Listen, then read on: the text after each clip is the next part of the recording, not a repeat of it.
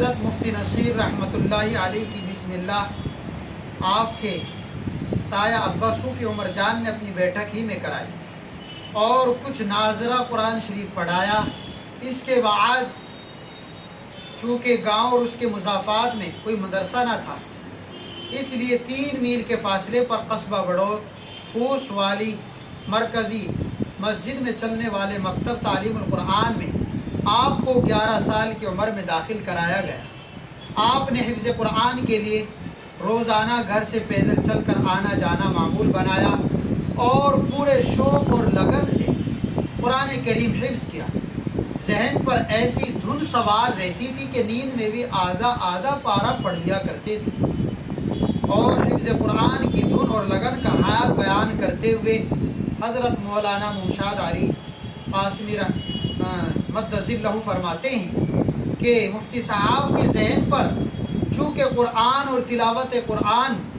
یہ چھائے ہوئے تھے، پورے دن اور صبح و شام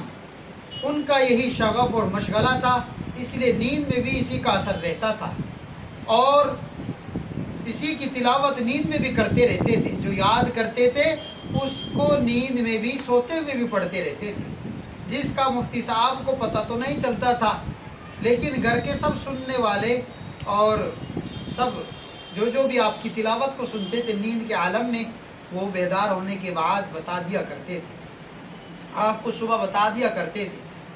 اللہ تعالیٰ نے آپ کو فطری ذہانت اور فطری فطانت کے ساتھ ساتھ قوت حافظے سے بھی خوب نوازا تھا، اسی وجہ سے آپ کو زیادہ سبق سنانے میں کوئی دقت نہیں ہوتی تھی، چند مرتبہ کے دیکھنے سے ہی یاد ہو جاتا تھا۔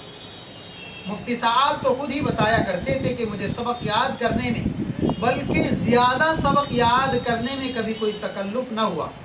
آسانی سے یاد ہو جاتا تھا۔ عام بچوں کی طرح باقاعدہ رٹنا نہیں پڑتا تھا، بلکہ عام طور پر سبق یاد کرنے کا معمول یہ تھا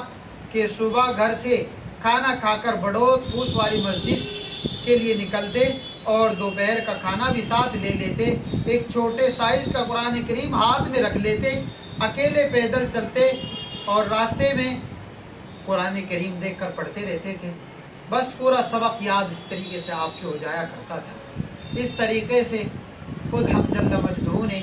آپ کو قوت حافظے سے بھی نوازا تھا، اور حفظ قرآن کی جب تکمیل کو پہنچا اور جب آپ کو داخلہ کرایا گیا، آپ کو داخلہ آپ کا مدرسے میں لیا گیا، تو ایک نیا طالب علم ہونے کی وجہ سے سب سے پیچھے جگہ ملی۔ دستور بھی یہی ہے، قاعدہ بھی یہی ہے کہ جو پہلے آ جاتا ہے وہ آگے بیٹھتا ہے اور بعد میں آنے والے وہ پیچھے بیٹھتے ہیں۔ تو معمول یہ تھا کہ اچھا اسباق اور اچھے طرح سبق سنانے والے طلباء وہ استاذ کے قریب بیٹھتے تھے، جبکہ اکثر طلباء استاذ محترم کے رعب اور سختی کی وجہ سے وہ پیچھے ہٹتے تھے، ڈر رہتا تھا۔ بعض طلباء کو ڈر رہتا ہے، بعض اسٹوڈنٹ کو استاذ کا خوف ان پر رہتا ہے، لیکن آپ فرمایا کرتے تھے کہ میں نے اول دن سے ہی اپنے دل میں یہ بات ٹھان لی کہ مجھے تمام ساتھیوں پر سبقت لے جانی ہے، سب ساتھیوں سے آگے بڑھنا ہے۔ تو